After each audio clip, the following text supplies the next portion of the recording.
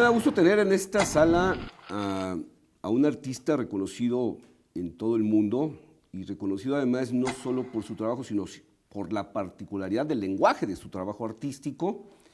Él se llama, o en su acta de nacimiento aparece como Enrique Carvajal, sin embargo, en México y en el mundo es conocido como Sebastián, tal vez uno de los escultores más vistos del mundo. Puede ser, ¿no? Puede ser. Lo que pasa es que... Justo por acompañarme. No, el gusto es mío. De mi parte sería muy pretencioso, pero si tú lo dices, yo te lo apoyo. No es cierto, sí es cierto. Es que creo que... Hay mucha obra por todos lados. Pues hay... Urbana. Urbana, digo, eso es importantísimo, que ahorita vamos a platicar porque también pudiera generarse esa sensación equivocada de que todo lo que hace Sebastián es escultura urbana y hay sí. muchísimo más trabajo que eso, ¿no? Así es. Pero quisiera empezar, Sebastián, si me permites, platicando de los orígenes de Sebastián, de una zona árida, pequeña, lejana del estado de Chihuahua, donde no, digamos, no era un caldo de cultivo para el arte, ¿no? No, es verdad. No, pues sí soy de una zona semidesértica, si no es que desértica. Lo que pasa es que mi pueblo es como un oasis, porque es una Mesopotamia, porque son dos ríos, el Conchos y el Florido, y solo esa zona es muy verde, y luego después ya empieza todo muy árido, ¿no? Sí. Entonces, mira, yo vengo de un origen, pues como dicen, humilde, ¿no? Sí. Realmente en mi casa no había nada. Y en Camargo, Chihuahua, antes de Santa Rosalía de Camargo, no había, era un desierto físico y cultural también. Entonces no había nada, pero yo creo que en los genes de todos los seres humanos siempre hay una formación y una carga de lo que fueron los anteriores, o de lo que vieron, o de lo que sintieron, o de lo que crearon, o de dónde vienes, porque yo he tenido unas sensaciones muy fuertes hacia la geometría y vibro mucho cuando veo geometría árabe. Me emociono mucho y siento que ahí hay un origen de mi, sí, que ahí viene de mi realización. Pues, que lo hemos ido heredando de los españoles y luego, desde los egipcios, sí, ¿no? Sí. Entonces, eso es una emoción increíble en la sensibilidad. Pero yo, pues, es un niño que nace en Camargo, Chihuahua, pero tuve una fortuna de ser medio solitario, de formarme en soledad, y con soledad, porque así se llamaba mi mamá. Pero jugué siempre entre lo rural y lo urbano, en el límite ¿no? El pueblo era pequeño, pero sí tenía algunas calles pavimentadas. Pero inmediatamente se terminaba y empezaba lo rural. Sí. Y empezaban los huertos y corrales, el verde y los corrales y el río. Entonces todo eso me permitió a mí, andaba de niño siempre descalzo, ir a lo rural y regresar inmediatamente y estar en lo urbano. Que eso fue una sensación extraordinaria. Y también para mi formación de niño soñador con la naturaleza y con, incluso, pues en Chihuahua se ven las estrellas, se ve la Vía Láctea, es maravilloso el cielo. Ahora sí que el cielo de Chihuahua. Sin grandes esfuerzos, nomás hay que voltear voltea, para arriba, sí. ya, ¿no? Entonces es maravilloso ver todo eso. Pero también en mi niñez me templó una cosa. Cuando uno es niño y además pobre, pues las inclemencias del clima te marcan más, las sientes más, porque no tienes comodidades. Y entonces, o los vientos fuertes, que son tremendos en el norte, o las tempestades, que también son tremendas, son fuertes, y hay, pues los ríos se llenan, entonces hay inundaciones. Entonces todo eso es como muy fuerte. Y las sequías también en su momento. Y las sequías, Sí. y de miedo. Pero también hay el frío profundo, y luego el sol que no te deja caminar en la calle, y descalzo, peor, ¿no? Entonces todas esas cosas me templaron y me formaron con el carácter de un norteño de Chihuahua, ¿no? ¿Y el lápiz cuándo lo agarras o cómo? Desde niño, es que ver todo eso... Hay quienes dicen, por ejemplo, hay grandes músicos que dicen, pues a mí la música la traía desde niño, o sea, yo no la descubrí, yo escuchaba la música, o hay quien dice, los que son matemáticos dicen, pues yo todo lo reflejaba en números, o los que son grandes poetas dicen, pues que yo todo lo reflejaba en palabras. Pues imagino que tú empezaste viendo las cosas desde un punto de vista plástico, ¿no? Desde niño yo recuerdo, desde el kinder recuerdo, estaba muy chiquillo y recuerdo la fascinación de los crayones de cera, los colores de cera, que estaba llena la caja y que yo me emocionaba, y ver los colores y mezclarlos, y tener la intuición desde niño de que mezclabas un color con otro y salía el otro, estaban los primarios, los secundarios. Eso, saber hacer las mezclas por pura intuición, eso pues ya lo traes, ¿no? Sí. Ya está en ti.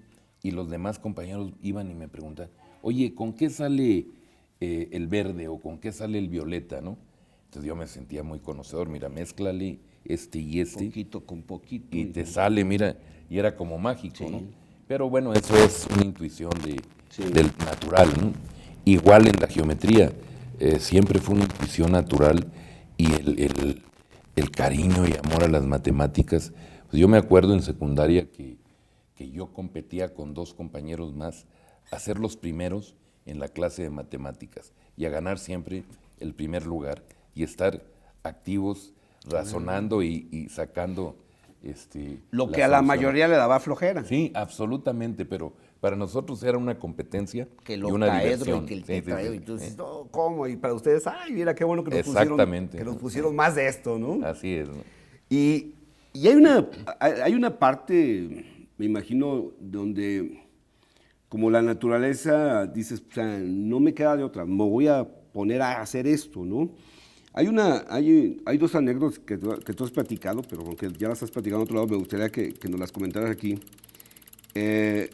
Este asunto de ir a la peluquería para ver la revista Siempre. Eso es maravilloso porque era tu única... Para tener consumo cultural o artístico, ¿no? Era tu única opción y verdaderamente pues es un crédito extraordinario a la importancia de la revista Siempre a nivel nacional. ¿Sí? No solo en la política, sino también en lo cultural. Fue como mi información. Sí. Fue donde yo conocí que existía Orozco Rivera Siqueiros, donde yo me di cuenta de Frida o de Soriano. Era extraordinario ir a la peluquería, sentarme y empezar a ver la revista en las páginas y ver las reproducciones a color. No eran muy buenas, eran malas, era una calidad muy mala. Muy mala, sí.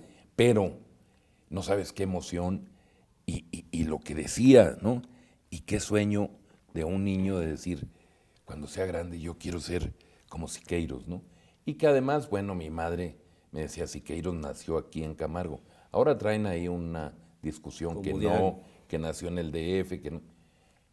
Él mismo en su biografía dice, nací en Ciudad Camargo, Chihuahua. Sí, lo que pasa siempre con los reconocidos y famosos, ¿no? Sí. Entonces, pues ese era un gran peso, pero también pues una gran motivación para mí que Siqueiros fuera de Chihuahua y que yo quería ser un gran artista como él, ¿no? Sí, que además es una inspiración decir, alguien de aquí puede conseguir sí, eso, claro, ¿no? como de este pueblo, ¿sí? Aquí nació, en este pueblo, igual que yo, vio mi Mesopotamia, sí. Vio este verde.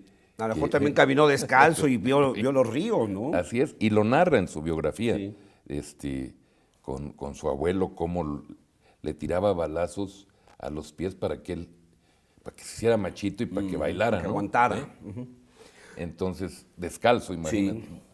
Sebastián, tengo que hacer un primer corte. Ahora que regresemos, me gustaría que platicáramos de otra anécdota que me parece fascinante, así como le debemos a la revista Siempre el haberte motivado a desarrollar tu vena artística. Pues quién iba a pensar que de una cajita de cerillos clásicos iban a ser también tu inspiración para una escultura, la Venus del Vino. Claro que y sí, que platicamos también enseguida de tu venida a México. Claro, ¿te parece? Ok. Va.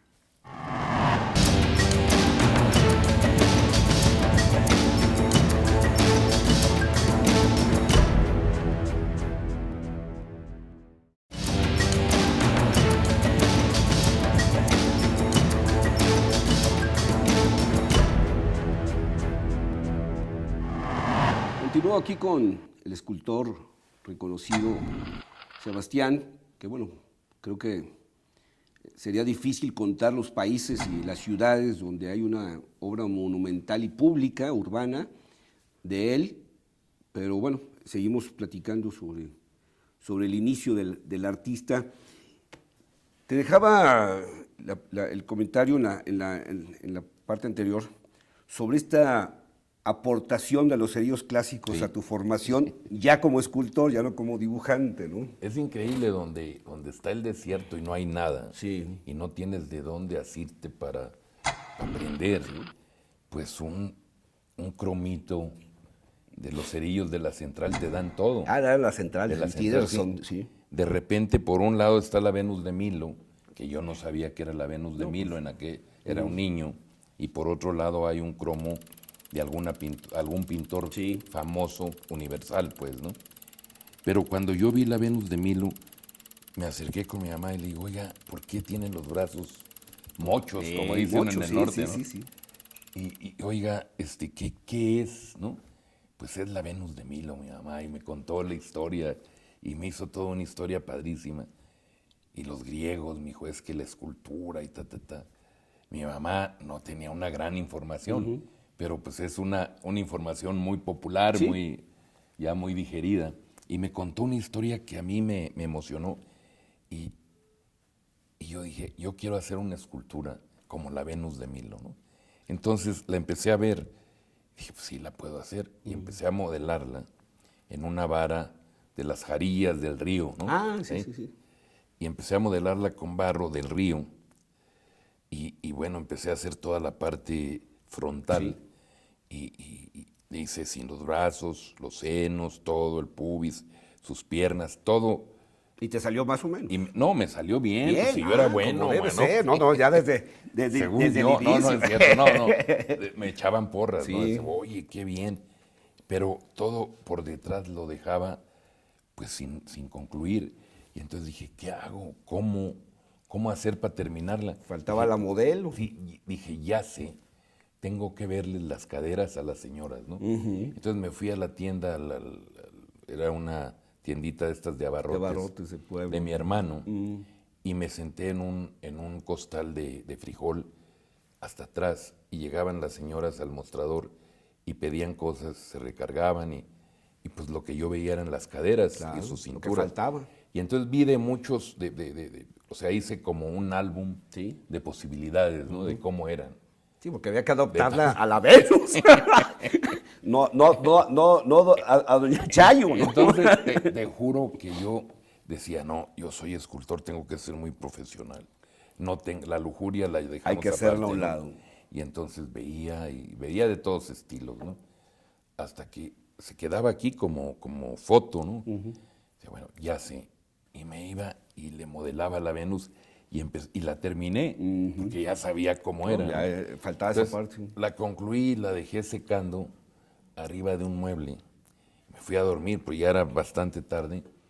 Y dije, ya soñando, emocionado, porque eso es lo que goza un artista, ¿eh? Eso siempre es, el haber logrado algo, hacer algo, es un placer increíble cuando ya ves y gozas lo que hiciste. ¿Hecho o que la gente lo vea? ¿Dónde No, queda el hecho primero por el A ese- placer ajá, tuyo, ¿no? ey. Y luego sabiendo que la gente lo va a ver y va a decir cosas como decían las señoras amigas de mi mamá o las personas, hijo, qué bien, que me echaban porras, Claro. ¿no? Entonces eso me llenaba, ¿no?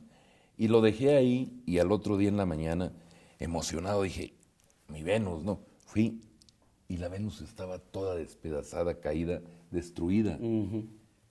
Lloré, la verdad lloré, pues, dije, ching, ¿qué pasó? Hasta le iba a echar la culpa a mi mamá. Alguien la le iba a echar rompió. así. Ey.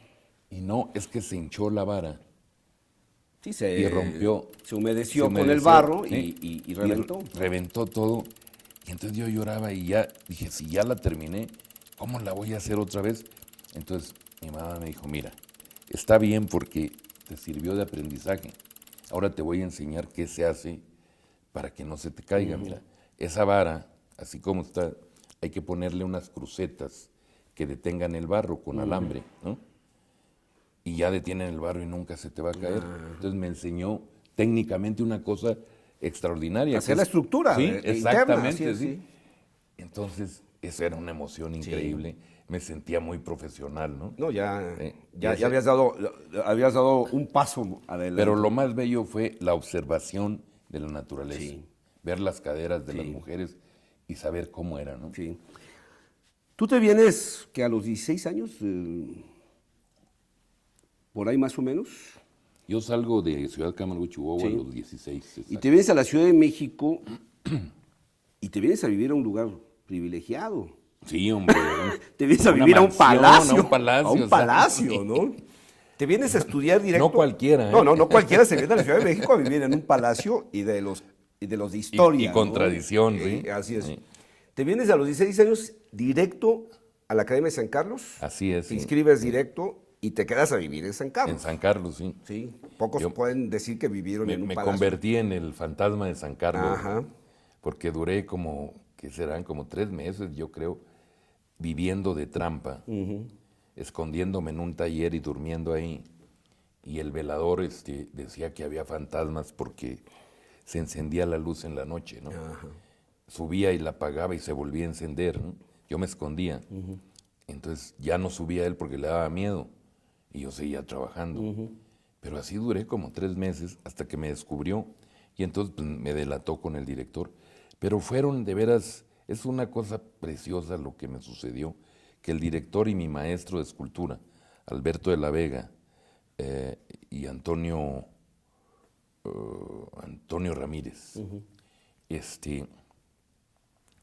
me dejaron vivir en San Carlos porque me dice, no, eso es muy grave lo que estás haciendo, te tengo que sacar de la escuela, expulsar. Y el maestro le dice, no, hombre, pues vamos a ayudarlo, hombre, tiene talento, hay que ayudarlo. Dice, bueno, entonces vamos a hacer una cosa, quédate de ayudante de velador, ¿no? Sin pagarte. Sí, claro. Dije, no, pues no me paguen, ¿sí? Ayúdale al velador ya que vean cómo está toda la noche y ya te vas a dormir o a trabajar si quieres, ¿no? Pero sin comentarle a nadie nada, ¿no? Ok, hice el trato y ya me quedé ahí como 3 años y medio. Te veniste obviamente subsidiado por tu familia. No, ¿No? no, Como- yo llegué sin nada. Hubo momentos en que yo fui, de veras, la sensación de ser niño de la calle, de no tener nada Sí. y de andar sin nada y de estar muerto de hambre, pues, ¿no? Me pasó, me sucedió, me quedaba a dormir en la Alameda, pero yo tenía una fuerza de voluntad y una idea clarísima de que eso era transitorio y de que mi vocación era tan fuerte que le iba a hacer, siempre pensé que le iba a hacer. ¿Nunca tuviste ¿no? duda? Nunca, ni de niño ni adolescente. Entonces tengo un respeto profundo al niño y al adolescente que me trajo aquí contigo, poder estar aquí, ¿no? Sí. Y tú en la escuela, obviamente, pues pasas por toda la formación académica clásica, ¿no? O sea, no pasas por todo ese proceso pues, que pasa todo artista del dibujo clásico, del empezar a pintar, o sea, no... Sí. Deja decirte, yo en San Carlos aprendí lo que no se debe de hacer. Pero es muy importante aprenderlo. Sí, sí. Pero sí aprendí todo lo que me enseñaron de técnica y de academia y de todo lo formal, lo aprendí. El que no lo aprende, hay de aquel que no lo aprende, porque entonces cuando estás produciendo tu obra, ya con tu lenguaje personal, no sabes cómo, si tienes que tener ayudantes o trabajadores, no sabes cómo se hacen las cosas, ¿no? Ni cómo pedirle a un cantero que te pique la piedra o a un herrero que te haga una buena armazón y que te suelde como debe ser. Eso lo aprendí en San Carlos, ¿no? Entonces aprendí a patinar bronce, aprendí a picar piedra, aprendí pues a trabajar con el barro. Y una de las cosas increíbles que me sucedió es que un día pasé al patio trasero y había un escultor trabajando una escultura de calles, ¿no? Y después estaba trabajando una escultura de un Cuitláhuac que está por ahí en Reforma. Y entonces yo preguntaba, y era Asúnzolo, el gran escultor de Chihuahua también, ¿no? Y yo me sentaba ahí, me quedaba viéndolo trabajar, y ya se le hacía raro a él que, pues, ¿este qué? Dice, ¿y tú qué? ¿Qué haces aquí? ¿Estudias? Sí, estudio. ¿Qué estudias? Escultura. ¿De dónde eres? Pues de Chihuahua, ¿no? Ah, pues somos paisanos. Me dice, a ver, échale ahí un modelado a ese pie. Modélale, y platicamos. Y yo me puse a modelar y la parte que modelé yo la dejó. Ahí está. Entonces eso era como un gran honor. No, Y, pues y sí. luego me acuerdo que me daba 12 pesos diarios en 3 ocasiones que fui. Era extraordinario. Y ya era mi paisano, ¿no? El gran escultor Asúnzolo. Pero que era obviamente un lenguaje que no iba a ser tuyo. No. Y voy a hacer un segundo corte, Sebastián, si me permites. Y me gustaría que regresemos, que nos platiques cómo encontraste tu propio lenguaje, que además creo que debe ser muy difícil para un artista encontrar realmente un lenguaje propio, pero además realmente distinto al común, ¿no? ¿Te parece? Claro.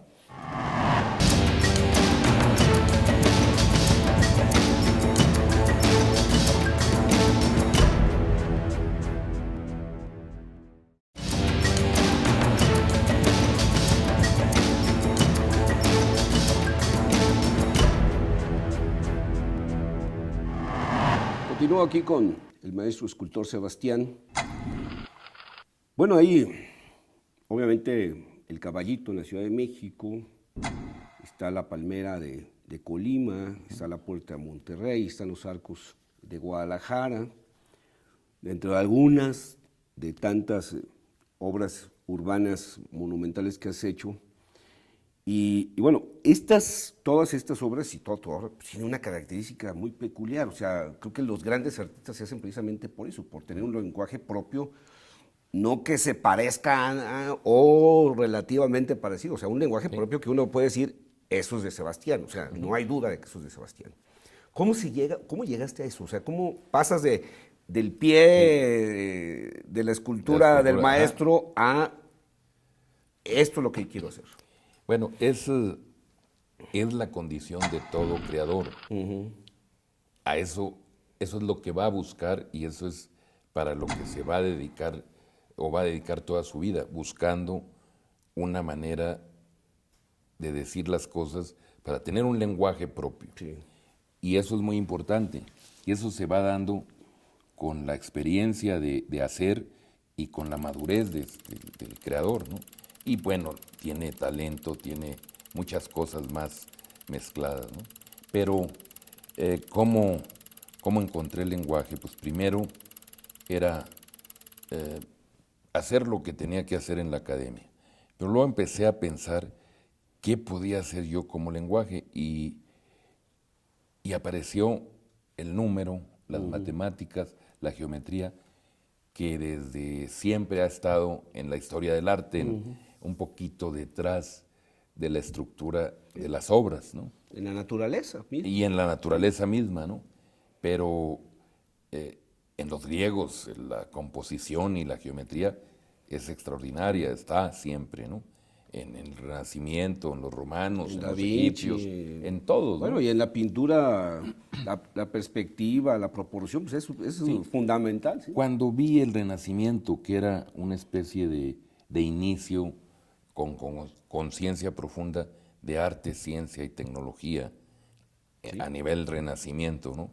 Dije, esa es la clave para la evolución de un lenguaje y del hombre, ¿sí?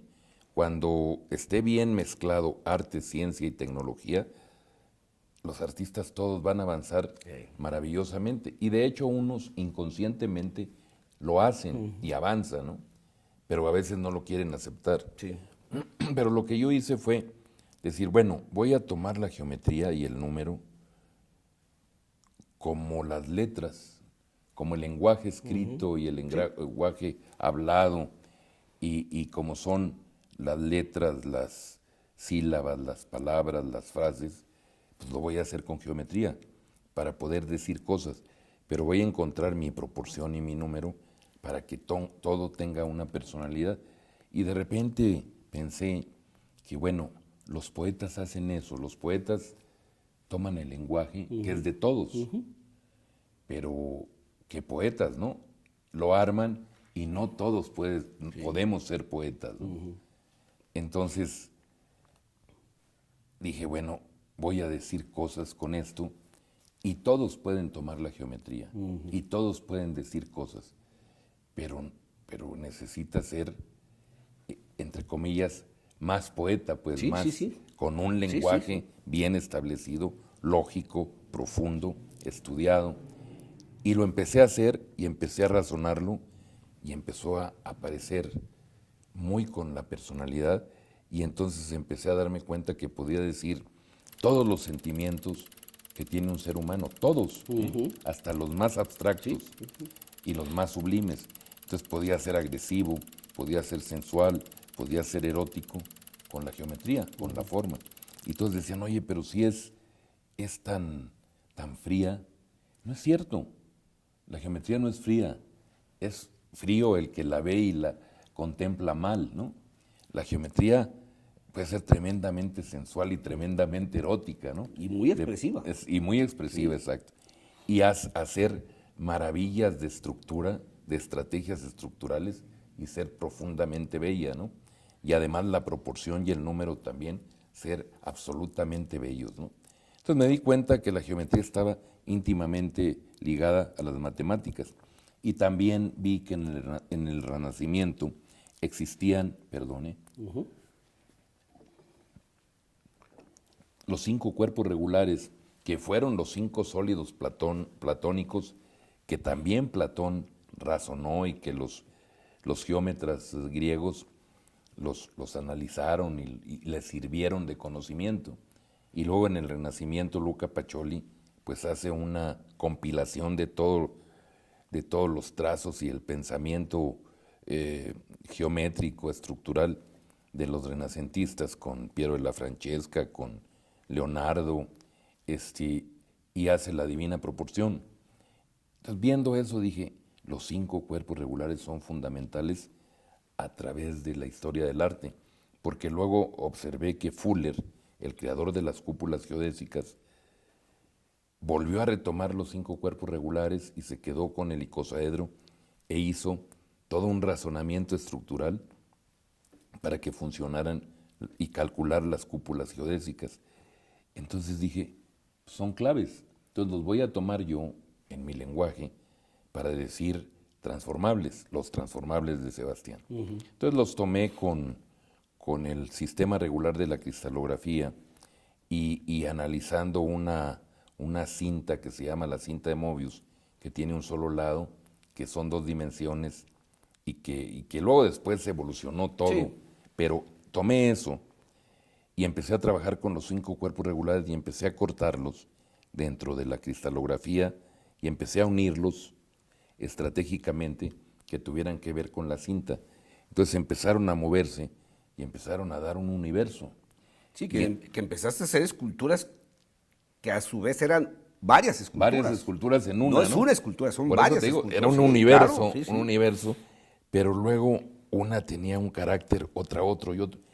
Y ahí fue también donde me di más claramente que yo tenía un lenguaje, porque no se repiten, porque todas son absolutamente diferentes, porque están hechas con un lenguaje y con un código establecido ya y tienen una relación que las convierte en un sistema. Y una gran variación. ¿Sí? También, sí. Y tienen aplicado arte, ciencia, y en el caso de los cubos, ya cuando hice el diseño para los moldes y el sistema de cómo estructurarlos, pues es también tecnología, porque es plástico inyectado y cómo se van a construir por dentro para que se puedan mover, ¿no?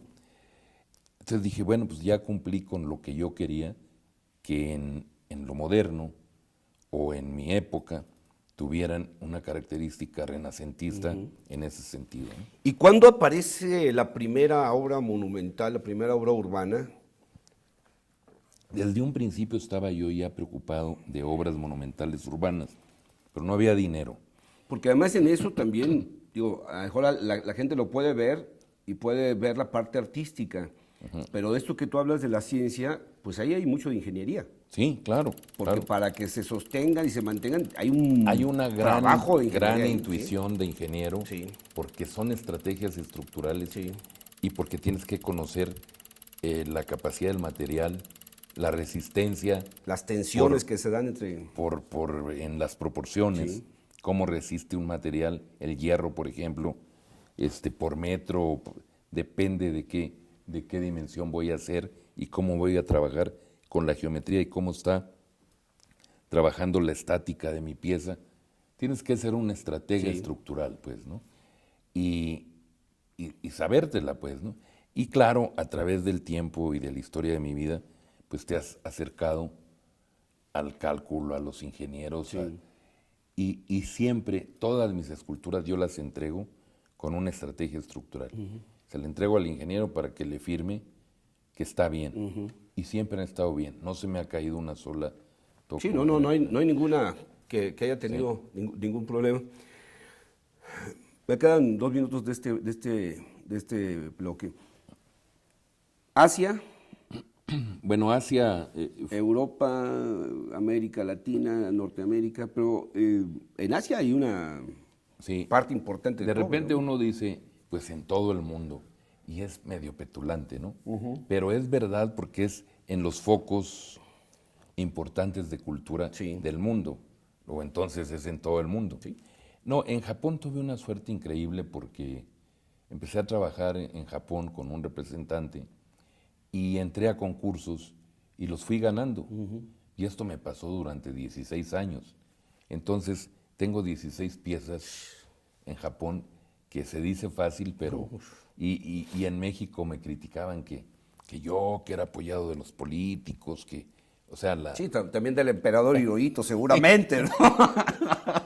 Yo decía, pues, ¿cómo le voy a hablar en japonés para Para que me eche la venderle? mano, Voy a hacer un último corte y ahora que regresamos, me gustaría que platicáramos específicamente de algunas de estas obras, porque creo que si bien en algún momento o en el inicio de cada proyecto esto ha habido polémica, pero al final de cuentas creo que con el tiempo nadie discute la calidad y la trascendencia de la obra de Sebastián, y que también platicamos sobre el otro trabajo que estás haciendo en joyería, en orfebrería y, por supuesto, de la fundación que Seguro. has hecho. ¿Sí?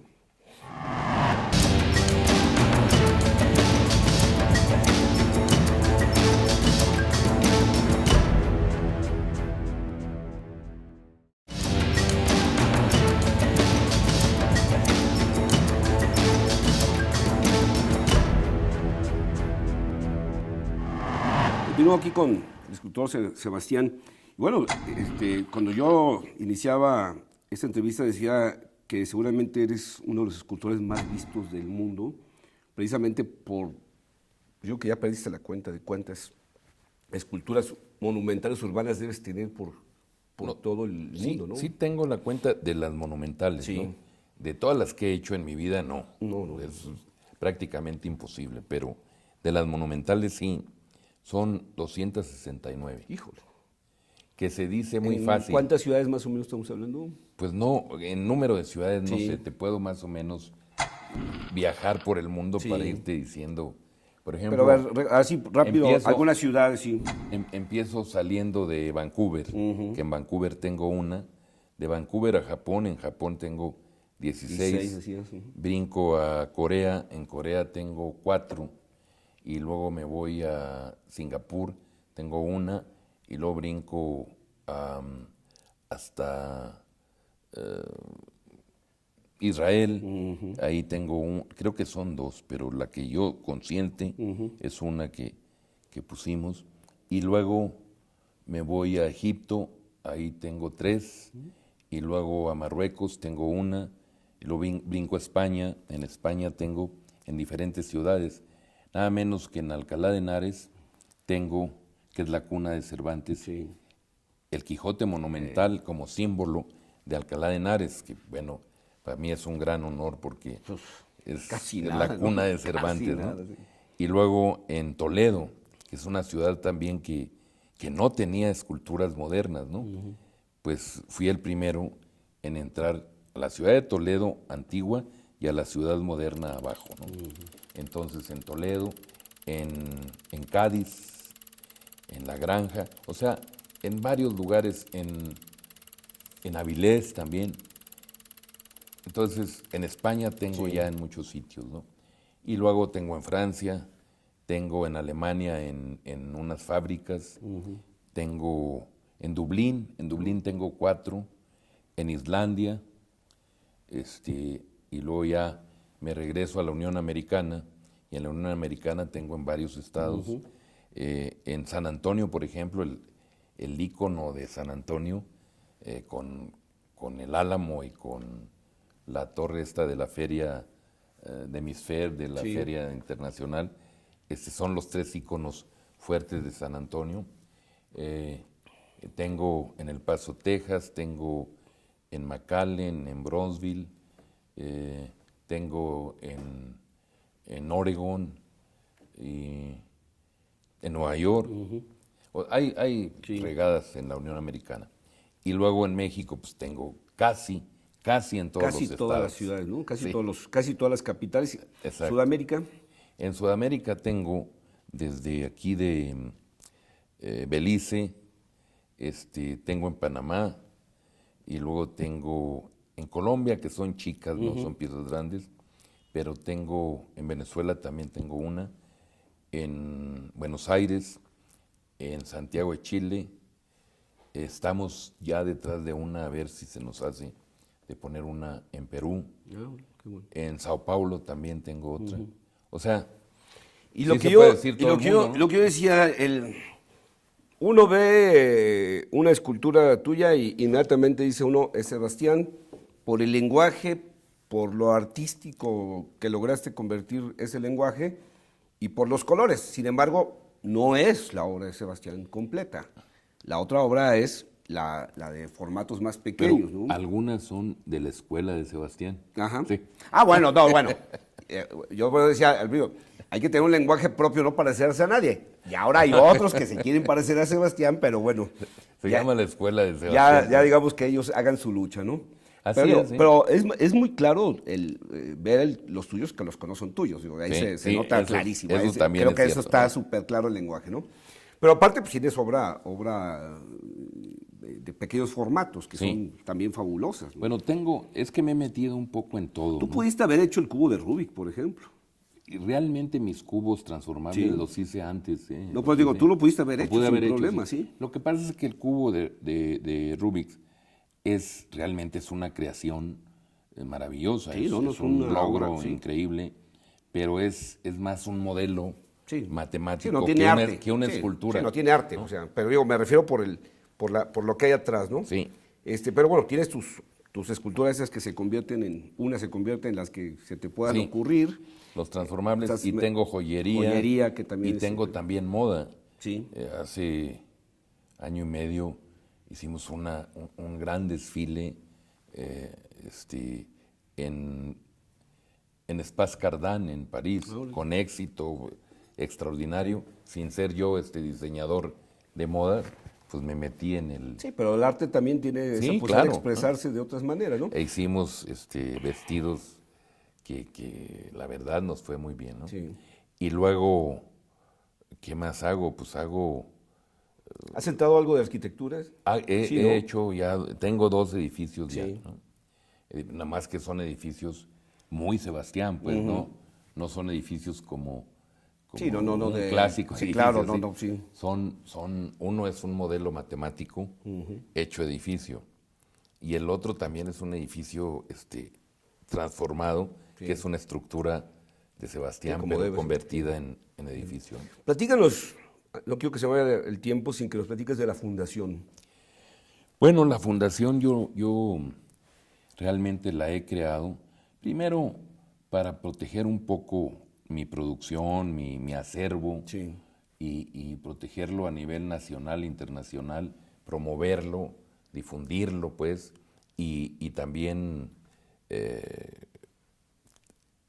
transformarlo y restaurarlo o cuidarlo en general.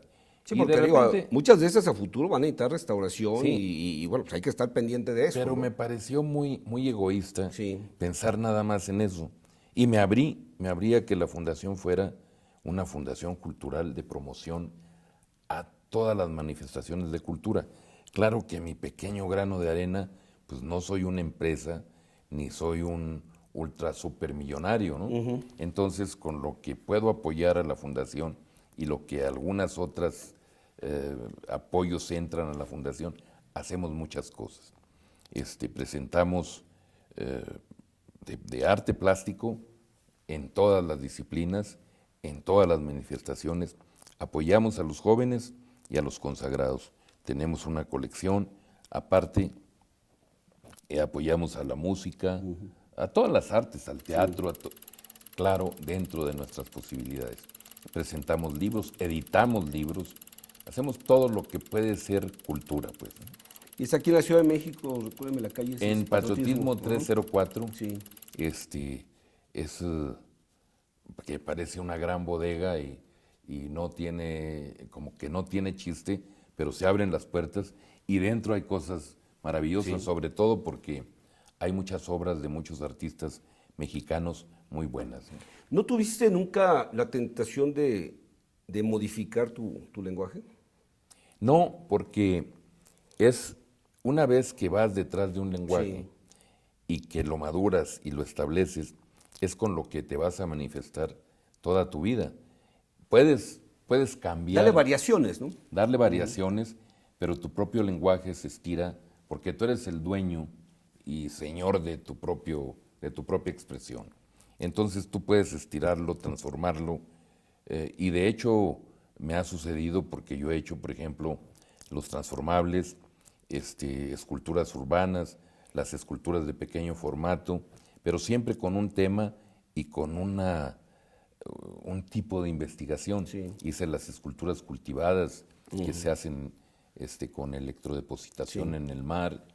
Hice también, estoy haciendo de hecho la colección de obras en donde ya con geometría cuántica, por ejemplo, y con teoría de nudos, que es muy matemático, abstracto, pero que saco productos escultóricos y avalado por científicos, pues, analizado y avalado por científicos en la escritura, en los catálogos, y luego estoy ya en el punto de empezar, no empezar, sino concluir una investigación que estamos haciendo y produciendo nanoesculturas. Ah, híjole. Entonces, ves un abanico.